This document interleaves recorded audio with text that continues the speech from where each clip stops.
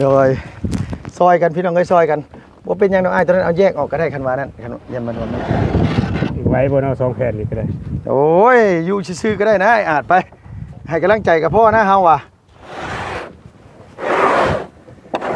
โอ้มะม่วงสุกเบาๆโธ่คักแท้ๆได้พี่น้องเอ้ยหนึ่งข้าวอ่อนๆหั่นมาซอยกันโอ้ยแนวมันแล้วว้าวเอาหลายปานนั้นแผ่นก็พอแห้งแล้วมาแต่หน้าได้นี่เนาะมะม่วงสุกได้มะม่วงสุกมาเลยอ้ายแล้วก็ได้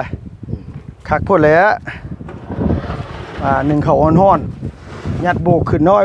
ไอ้อาจเนาะโดยหวานจ้วยๆเลยพี่น้องเอ้ยมะม่วงโดย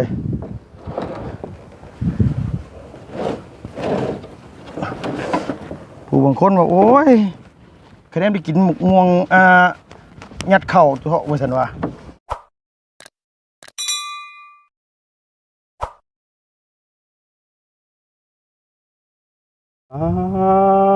โธ่พี่น้องเอ้ยเปิดคลิปมาเนาะพี่เนาะมืดจื้อคือเลยทั้งผุ่นพี่น้องเอ้ยโอ้ยขี่ห่อเด้ขี่ห่ออันว่าตูบไม่อาจอันว่าพายุสีเข่าบ่แรงนี่ไข่ไก่ไข่กาแล้วสิเปียกเบิดแหละเนาะพี่น้องเนาะตูบยังเฮ็ดบ่ทันได้แล้วซะมันไก่ไข่ไหม้หั่นฝนตกถึกมันสิเน่าอีกแล้วเนาะพี่น้องเนาะเอ้าพี่น้องเอ้ยลุงก็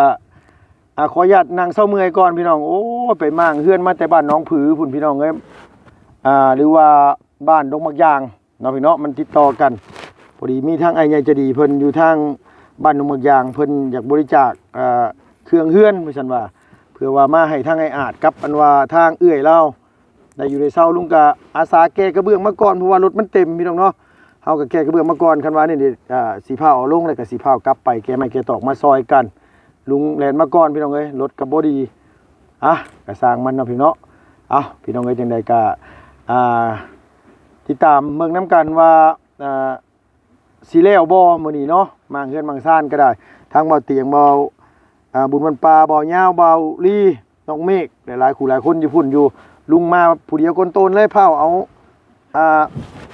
กระเบื้องพี่น้องเนาะมาส่งให้ทางไอ้อาจเพิ่นแล้วก็สิแล่นกลับเข้าไปอีกเทื่อนึงเนาะพี่เนาะยันว่าไม่ตอกขอกตาขนมาบ่เบิดเฮาก็สิไปซอยกันอีกรอบนึงพี่น้องเอ้ยนี่แหละก็ตามแต่พี่น้องเอ้ยเนาะขอบคุณหลายๆพี่น้องเนาะหลายมือแหละบ่ได้ลงคลิปลงอันนี้ให้พี่ให้น้องเบิ่งเนาะบ่ได้อัปเดตให้ทางพี่ทางน้องเบิ่งคิดฮอดคิดถึงกันอยู่บ่เนาะพี่น้องเด้ออันนี้ก็คือเก่าคือเดิมพี่น้องเอ้ยขอบคุณหลายๆเนาะพี่น้องเนาะเมื่อยน้ำพี่น้องเอ้ยลุงก็ได้เมื่อยน้ำรถตัวเองเนาะอะไรก็ตามแต่ขี้คานเว้าหลายแหละสั่นบุบอยู่หั่นจักสิฮอดไสก็สร้างมันเถาะพี่น้องเอ้ยเฮ็ดจังได๋มันโอ้ยสิทันอยู่บ่ล่ะบาดทีนี้ผ้าหลังตึมต่ำอยู่โดยมันก็สิเซาเมื่อยได้บ่โดนแล้วมึงเนี่ยผ้ามืดมาแล้วเนาะพี่น้องโดยจังได๋ก็สบายดีเด้อสบายดีพี่น้องเบิดสุขุสุคนระวังในและก็ต่างประเทศเนาะพี่น้องที่เข้ามารับมาชมช่องลุงเคิมChannel เนาะพี่เนาะขอบคุณหลายๆพี่น้องเอ้ยขอบคุณพี่น้องหลายๆเนาะที่คอมเมนต์เข้ามาที่ถามที่ไทยเข้ามาเนาะเป็นไงก็นอนทำใจบ่อยากไปใส่เลยพี่น้องเอ้ยมันกุ่มใจเรื่องรถเรื่องล่างนี่แหละก็เลยอยากออกไปใส่ทำใจเลยแหละบัดทีนี้เนาะมันยังสิเกิดกันมันเกิดไปห้ามมันบ่ได้ดอกพี่น้องเอ้ยโดยบ่อยากคิดอย่างหลายแล้วทำใจแล้วเพราะฉะนั้นก็บ่อยากคิดอย่างหลายแล้วเนาะมีเดียวว่าสู่มันเป็นที่มันตายอยู่มองใดเอารถลากไปลากมาซ่อมขี้เนาะพี่เนาะโดยเป็นกำลังใจให้แน่พี่น้องเอ้ยจังได๋ก็ไปเข้าไปหาเอื้อยกับไอ้อาจก่อนพี่น้องเนาะโดยบ่ได้มาพ่อหน้าพ่อตาแต่โดนได้ลุงก็ได้เนาะโดยพี่น้องเอ้ยฟ้าฝนมันคือสิบ่เป็นใจแท้เนาะมื้อนี้เนาะฟ้าฝนลงมานี่ก็ไข่ไก่ไข่กาตัวที่มันไข่ใหม่นี่ก็เน่าหมดแล้วพุ่นน่ะกำลังฟักไข่อยู่เว้าแล้วก็ได้โดยเอาสบายดีเด้อเอ้ยเด้ออ้ายเด้อโดยสบายดีนาพบตากันอีกรอบนึงเนาะโดยบ่ได้มาแต่หึงเลยน้องก็ได้บ่ได้มีเวลามาคิดถึงเด้อลุงเด้อโดยพี่น้องคิดฮอดแห้งมากวินมื้อนี้ก็เฮ็ดคิดฮอดโดยพอดีว่ามื้อนี้มีโอกาสได้ไปลื้ออันบ้านอยู่บ้านดงมักยางไปกับบ่เตียงหลายคนในแม่นและน้องก็เลยเอา กระเบื้องใส่รถมาพี่น้องเอ้ยใส่รถมาแล้วบัดนี้แหละก็เลยอันว่ามันหลายแล้วก็เลยว่าเอามาส่งง่ายก่อนแล้วสิกลับไปพุ่นอีกเพราะไม้ตอกขอกตามันยังหลายผลมาบ่แรงมันสิอยู่ได้บ่ล่ะนี่อ้าย ก็จังว่าเบิ่ง ฟ้าบ่น่าให้มันตกเนาะ โดยเพิ่นก็สิ ห้ามได้อยู่บ่ลุง เอ้า เอาสะเพิ่งปรมีลุงนะให้ลุงห้ามซะ บ้าพี่น้องเอ้ยลุงก็บ่ได้ซิ่งซ้ำช่วงนี้ก็ได้เนาะเอ้ยเนาะคันซิ่งกันยังว่าสิปักตะไคร้กลับหัวเพราะว่าให้มันตกเนาะ โดย โดย ลุงเนาะตลกเนาะ โดย ทำไข่ มัน มันตกดอก ฮะ เป็นสงสาร เป็นสงสาร โดยโอ้ยสาธุครับบ่ตกกระตกทั้งอื่นเถาะพี่น้องเอ้ยตกอยู่นี่บ่ได้เด้อนี่เนี่ยป้า แต่ว่าเพิ่นสิบ่ล่มหั่นนะก็ โดย อยู่ คันบ่ล้มก็ใครแน่เนาะ ให้ประคุมชุ่มเย็นเนาะ โดยกำลังสิขุดอันเฮ็ดหยังเอ้ยนั่นน่ะ เฮ็ดรถมันนอนบ่ได้เฮ็ดเสาตัวกลางแล้วก็สิมัดไม้นี่ใส่ก็นอนอยู่ นอนยังนอนไก่นอนบ่ โดย โอ้โดยไว้ให้ไก่นอนเอ้ยกับอ้ายนอนช้าๆนี่นะ เอ้ยนอนนี้ผู้ค้านอนนี้ ลูกชายนอนนี้เอ้ยนอนหัน เออโดยอันนี้นี่ดินนี่ชื่อไม่นี่แต่ใส่ฮอดใส่เอ้ยนี่นะ นี่รักอันนี้ ไห้หน้านี่เนาะสองไห้นี่เนาะ โดย ไปนี่เนาะ โดย โอ้กวางเติบอยู่พี่น้องว่าง่ายกะถ้าไปว่ามีเฮือนเน่นนาถาวรกับพออยู่พี่น้องเอ้ยบ่ได้ไกลบ้านไกลเมืองปานใดออกไปนี่ครับวันศีลวันพระกับวัดว่าอารามก็บ่ได้ไกลปานใดเนาะอ้ายเนาะ โดย แต่ทั้งนี้ทั้งนั้นก็คือเว่าหั่นแหละนี่แหละมึงแน่ก็ยังบ่ได้ไปฮอดใส่กระตูบก็เอาเสือกฟางมัดเอามองหันมองนี่ซื่ออย่าบอกเลยว่าอย่าว่าพายุทอร์นาโดเถอะพายุปั่นขี้เฟืองไอ้ซื่อนี่กับติวเบิดแล้วเฮาว่า หายใจแห้งๆกับเพิ่งกันเลยลุง บ่บ่ปั่นเครื่องครับบ่งปั่นนี่แบบนี้นะ แตกโคบเลยเนาะเอ้ยเนาะอ้าย อาจจะเป็นแล้วอยู่ด้วยความจะเป็นเนาะ โดยแต่ว่าอาบุพลนี่มันมีแต่ทางนี้เนี่ยพี่น้องเอ้ยฟังนี่บัดตะเวนออกหั่นน่ะมันมีแต่งีมเดียวนี่อันนี้น่ะคันเทลงมานี่ก็อุกอังอีกแล้วเด้อเจ้า มีแต่เดียวเนี่ย บริยานยังดอกพี่น้องเอ้ยยันแต่ไกลไม่พักอะไร2ตัวพุ่นน่ะโอ้ยเป็นตาดูตัวชาติน่ะอย่าว่าแต่ไกลไม่พักเถอะเอื้อก็อ้ายแล้วก็ซะบ่มีหม่องอยู่หมื้นี้น่ะคันลงมานี่ห่วยคือห้างเดียวก็พัก2ตัวเลยเอื้อย พักช่องใดมันไกล มันซ่อนกันคือบ่ให้แม่เดียวฟักล่ะ มันบ่ฮู้จ้ะ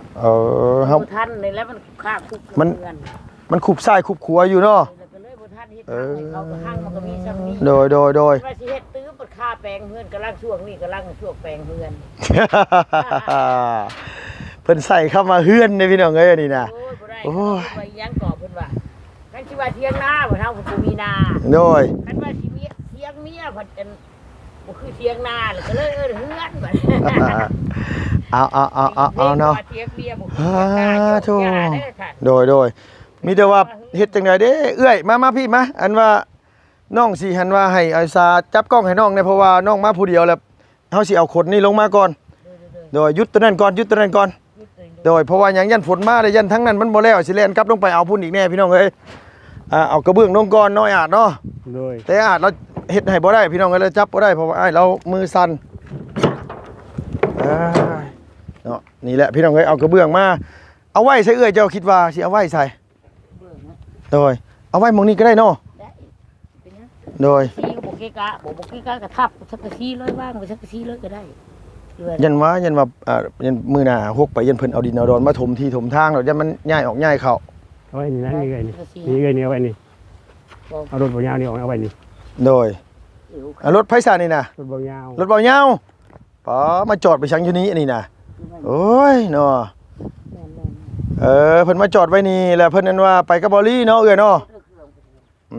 เพิ่นว่าพ่อกันอยู่นี้สงสัยเบายาวกับบอลี่พี่น้องเอ้ย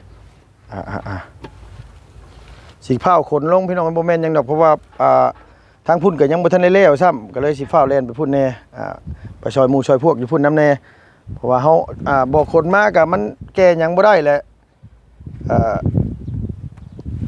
ก็ต้องมาส่งก่อนแล้วจังไปเอาใหม่เนาะอยู่ดีมีแห้งมันสุขุสุคนอยู่แล้วว่า โดย ช่วง นี้ก็อยู่ดีมีแห้งอยู่ลุงเอ้ย โดยไก่กับคนนี่อยู่น้ำกันบ่ตั้งแต่ฉันเฮ็ดคอกนี่นะ โดย ระวังเด้อระวังติดเป็นว่าโรคเกินโรคให้น้ำมันได้อ้ายเอ้ยให้ไปกัดไก่ไปคบไก่แล้วมาคบคนนี่ก็ อันตรายคือ อ๋อโทอันตรายแท้ๆได้บางเทื่อแหละมันมีเชื้อโรคอยู่ในหั่นระมัดระวังในตัวนี้ก็ได้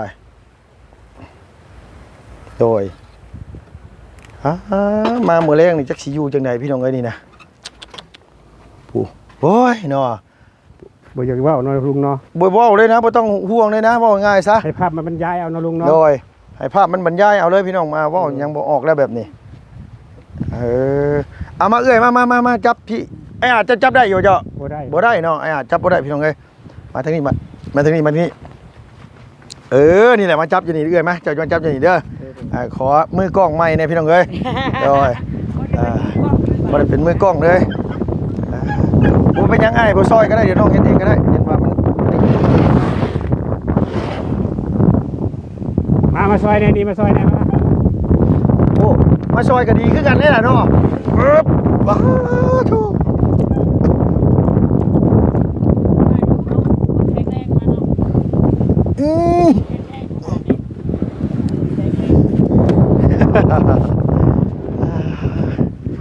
โดยซอยกันพี่น้องเอ้ยซอยกันว่าเป็นยังน้องอ้ายตอนนั้นเอาแยกออกก็ได้คันว่านั้นคันยันมันวันนั้น ไว้บนเอา2แผ่นนี่ก็ได้ โอ้ยอยู่ซื่อๆก็ได้นะไอ้อาจไปให้กำลังใจกับพ่อนะเฮาว่ะโอ้มะม่วงสุกเบาๆทุคักแท้ๆได้พี่น้องเอ้ยหนึ่งข้าวอ่อนๆนั่นมาซอยกันโอ้ยแนวมันแล้วว้าว เอาหลายปานนั้นแผ่นก็พอแห้งแล้ว มาแต่หน้าได้นี่เนาะมะม่วงสุกได้มะม่วงสุกมาเลยอ้ายแล้วก็ได้คักพ่นแล้วหนึ่งข้าวอ่อนๆยัดโบกขึ้นน้อยไอ้อาดเนาะ โดย หวานจ้วยๆเลยพี่น้องเอ้ยมะม่วงโดย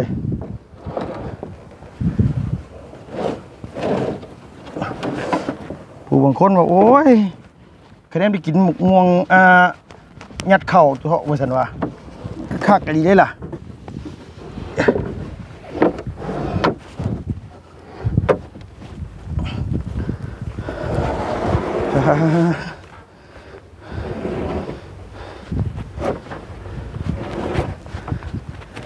น้ำใส่น้ำซอยกับเจาะเรียบร้อยเนาะอาดเนาะ โดย ไหลแห้งอยู่บ่ล่ะอ้าย แห้งอยู่ได้ลุง เอาทีละ3นี่ก็พอแล้วไอ้นักบ่แม่นยังดอกโธ่เริ่มเมื่อยได้เฮาก็ได้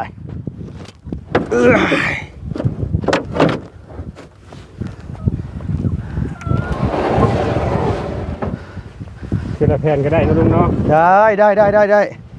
ทีละแผ่นบอกสุขภาพบ่สมบูรณ์ก็ยาวคือหมู่ก็บ่ได้เด้อเอ้ยเนาะสร้างขี่ไปขี่ตามสร้างนี่ก็ฮู้หายโอ้โทษโดยค่อยไปค่อยเอาโดยกระเบื้องกับพ่อได้มะม่วงนี่แหละพี่น้องไอ้ม่วงข้อไก่ข้อกานี่แหละมันเก่าเลยตัวใดมันเอาได้เขาก็เอาเนาะเอ้ยเนาะบ่ได้มุงข้อไก่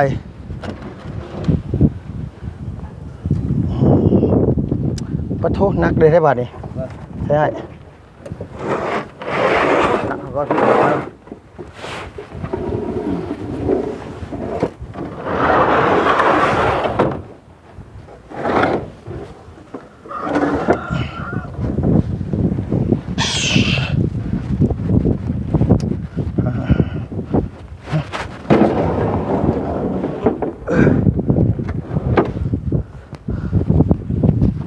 ร้อยใส่ละหาหมองล้างมือก่อนเด้อเอ้ยเด้อโอ้ยมะม่วงสุกมะม่วงยังขึ้นหน่วยใหญ่คักแท้ ม่วงกระซอลุง เนาะพี่น้องเอ้ยบายเข่าขึ้นไปหันมันกับคักปะโทแล้ว เอาแม่ลุงเอาแม่ล่างเลยได้ เอาใส่ละพี่น้องเอ้ยทางอันว่าอ้ายเพิ่นฝากอีหยังวะฝากแล้วกินกับมันว่าไข่เป็ดไปสั่นว่าบ่ทันได้ต้มผักไปให้อาแน่ไปสั่นว่าแต่ว่าเราก็ให้ทางลุงต้มอยู่พุ่นเนี่ยนี่หยังวะนี่พริก นี่พริกกับอันว่านี่โอ้ยเด็กกับน้องเพิ่นกับสิพอดีดอกคนละ2หน่วยโดยเอาอ้ายอ่ะ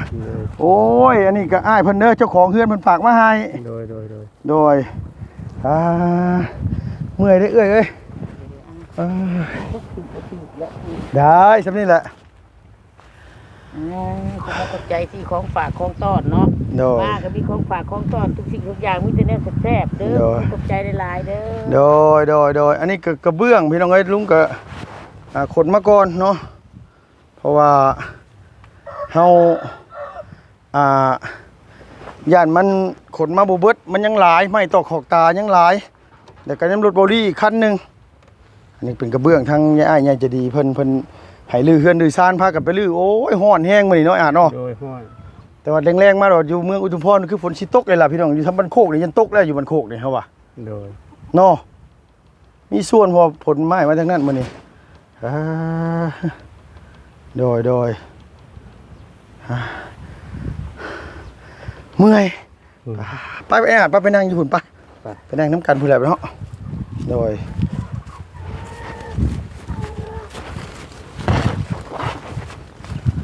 ไก่ได้สะไก่นอนใช้สายยามเมื่อคืนนี่นะโอ้โดยมะม่วงไม้ข้อต้นมันเป็นก้อนนี่เนาะมันแก่เนี่ยแน่นอนมันก็เลยเป็นหมากเนาะ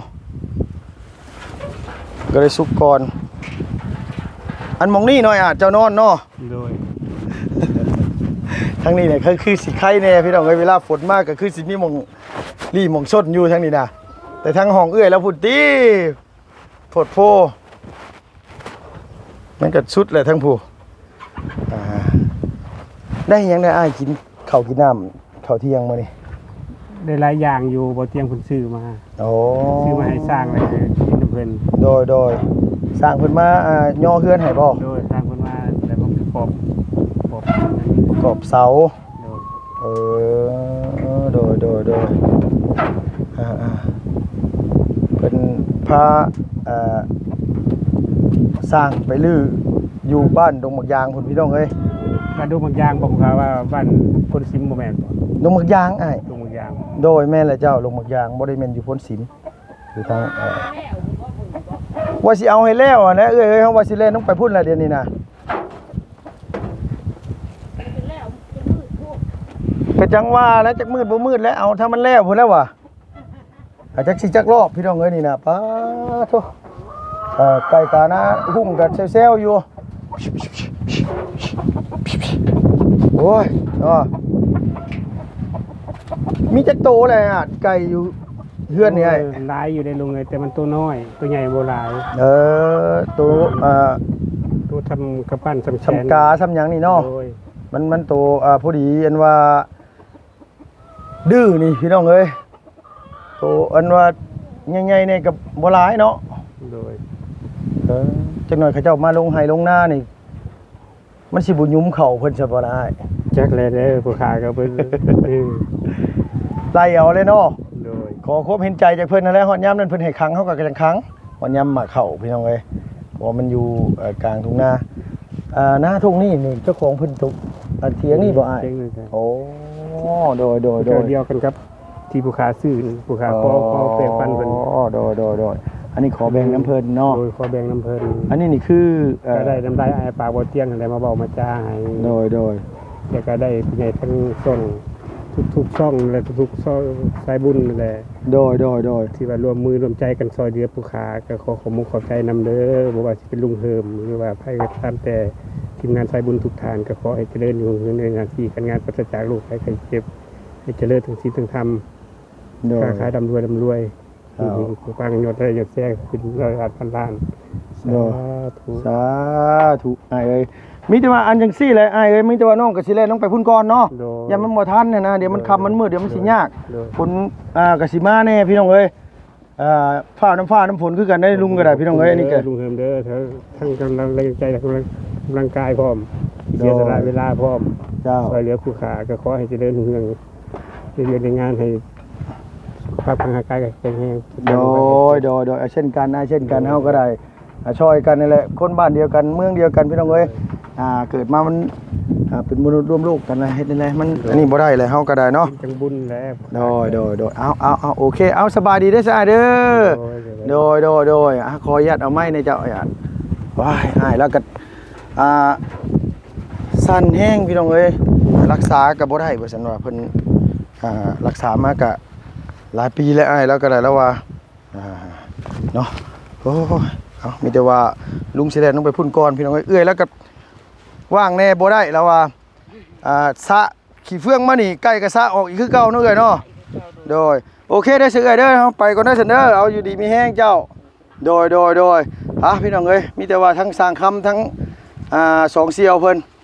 นมาอันประกอบเสาว่าซั่นว่าเพิ่นลงไปซอยมากเฮือนบางชานอยู่พุ่นเนาะพี่น้องเนาะสำหรับคลิปนี้ลุงก็มีแต่ว่าสิขอโตก่อนพี่น้องเอ้ยแลนต้องไปทั้งพุ่นอีกก่อน